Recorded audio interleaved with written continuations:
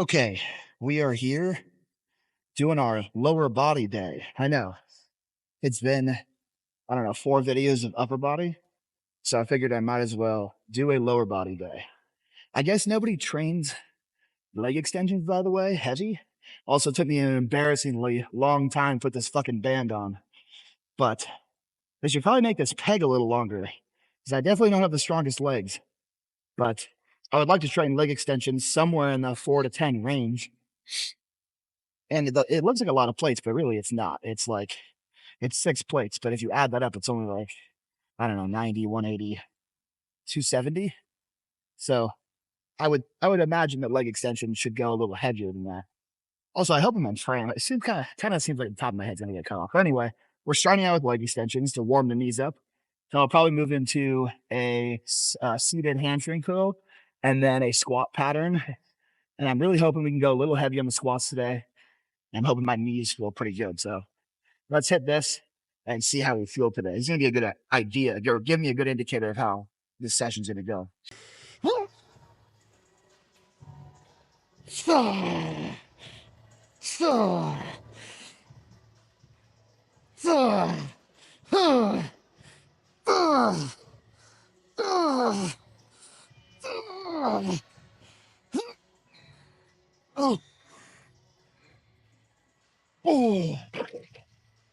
nice. Okay, we'll do one more set here. All right, before I hit my next set, we're going to knock out at least one of the Instagram questions. There was a really good one in here. Have you ever felt too big? Where you think that limit is for you, health, eating, etc.? So I definitely have felt too big. I feel too big right now, but I don't necessarily think there's like a too big limit. I think it's more of a function of like, are you in shape and acclimated to that size of body? Less so if you hit a certain number and then you can't do the things you want to do, right? Like you can take a guy like Mobility Monster on Instagram, who's giant. He's way bigger than me. Phenomenal mobility, flexibility. He moves great. I'm 250. I'm not used to being 250, so I feel a little slower. I feel a little stiffer. But I just think that, with time, I can acclimate to this weight and gain those attributes back. While you're on the journey up, yeah, it's stressful on your body. You're literally adding mass to your body. But that's why putting on weight and massing is not for the faint of heart. There's plenty of social media guys that refuse to bulk because of that. It's hard and it sucks.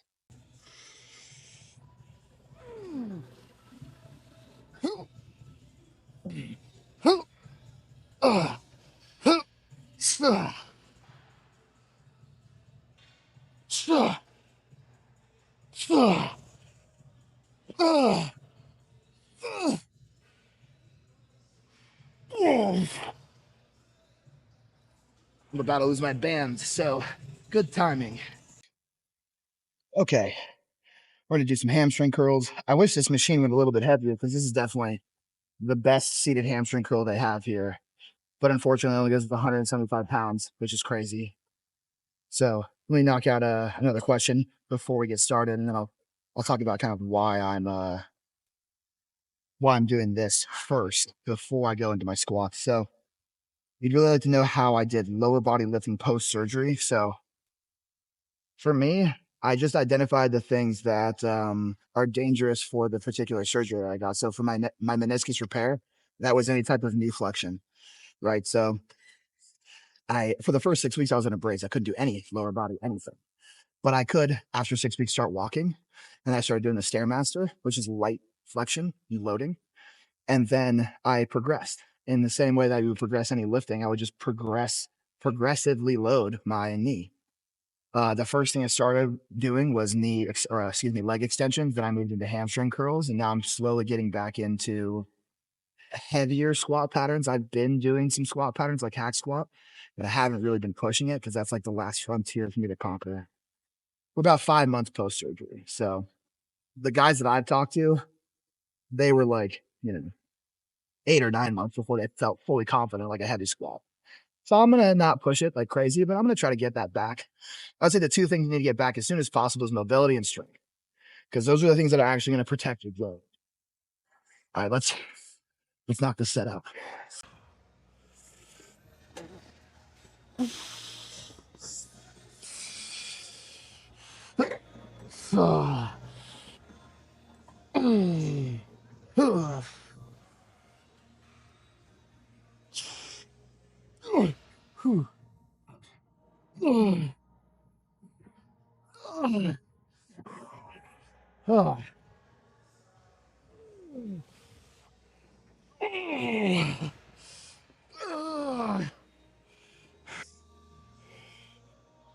Okay, I think that was 12. We're going to do one more set here. So that's going to give me 2 working sets here. And then I think my knees will be warmed up enough to jump into squats. You know, I feel like sometimes I talk about this, like it kind of seems like I'm just thinking about this off the top of my head, but realistically, I'm just kind of reasoning it out for the camera.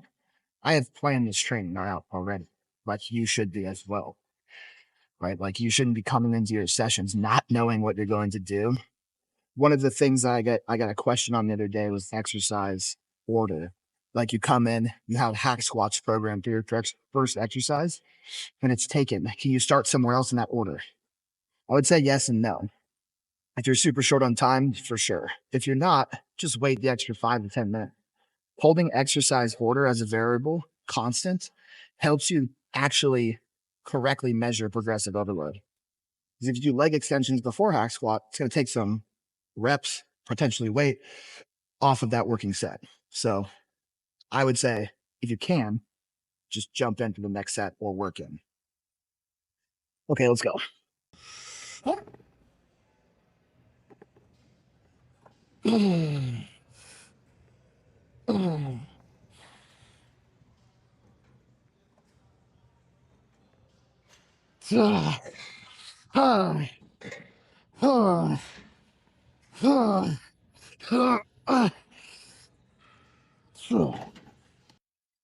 I did heavy leg extensions to try to take some load off of my squat because we're definitely not trying to squat as heavy as possible right now. But if I get this for like 10, I'll be really happy with this. I'm also going to try to really bury the depth and not cut it short at the expense of getting more reps. Because this exercise for me right now isn't actually necessarily about trying to move the heaviest weight possible. And it's more about trying to regain the mobility loss and lack of functional, I know, that I've lost through the surgical repair of my muscles.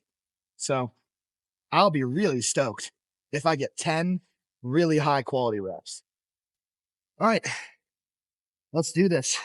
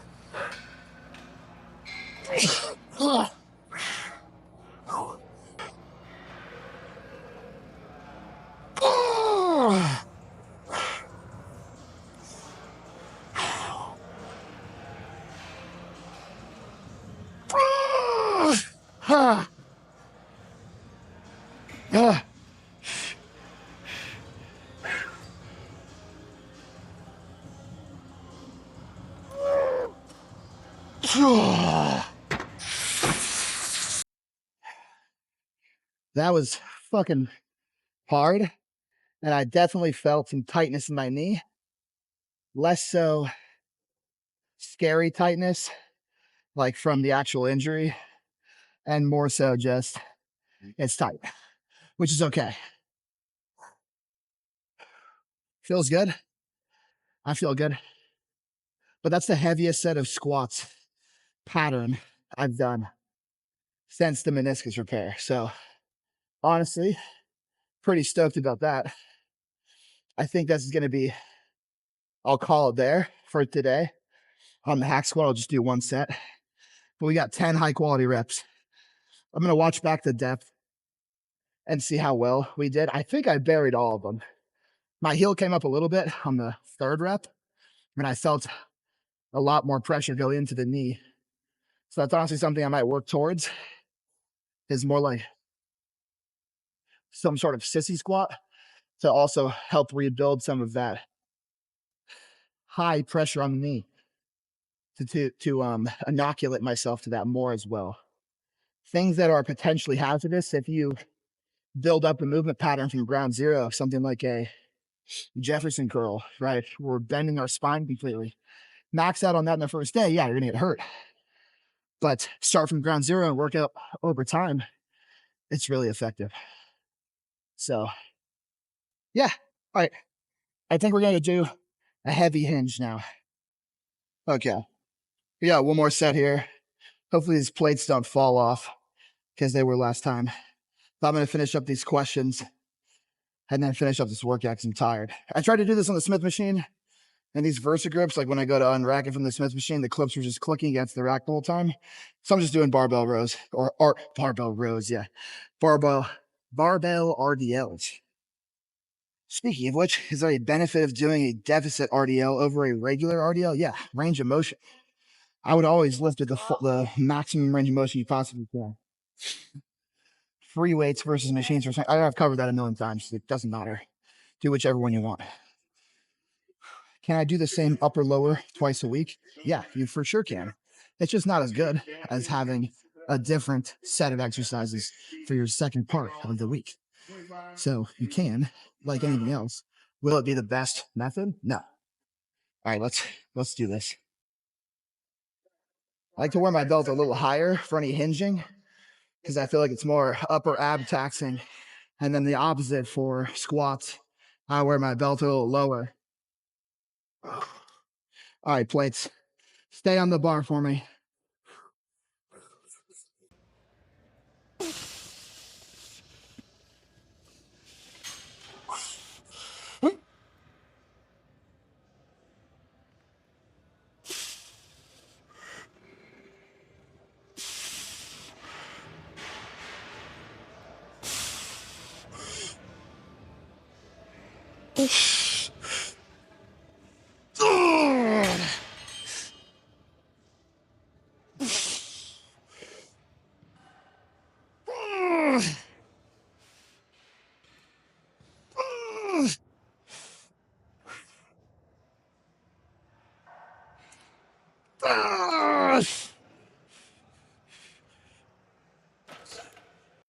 Okay, I lied. We're doing abs real quick. Oh.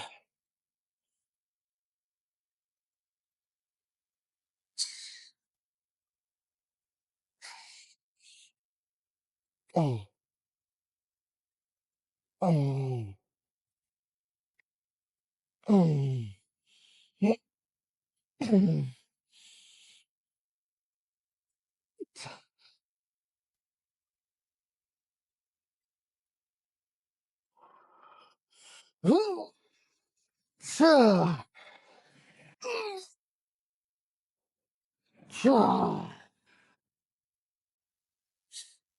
Lower enlisted, interested in Ranger Battalion. Any advice if you're trying to go to any selection process? Train to the test exactly.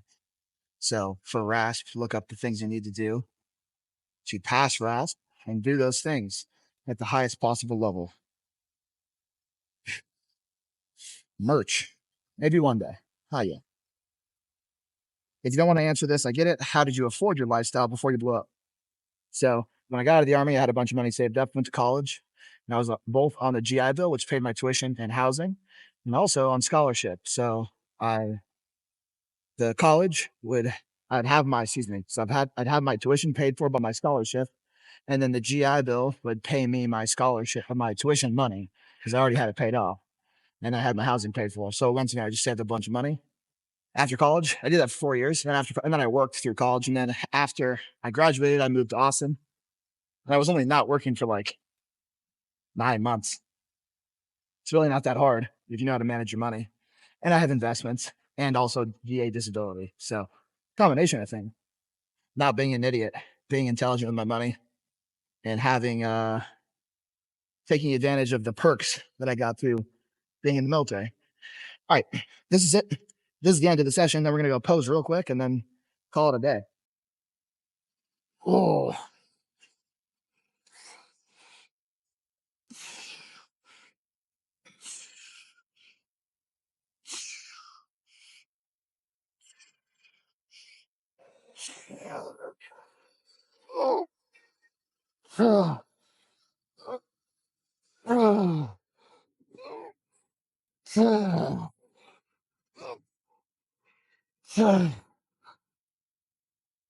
okay.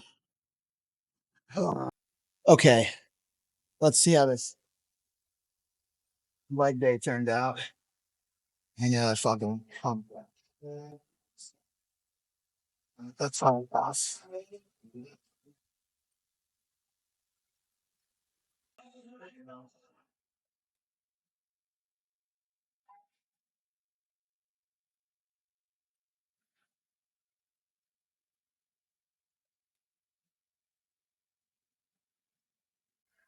I'll take it. Not a bad leg day.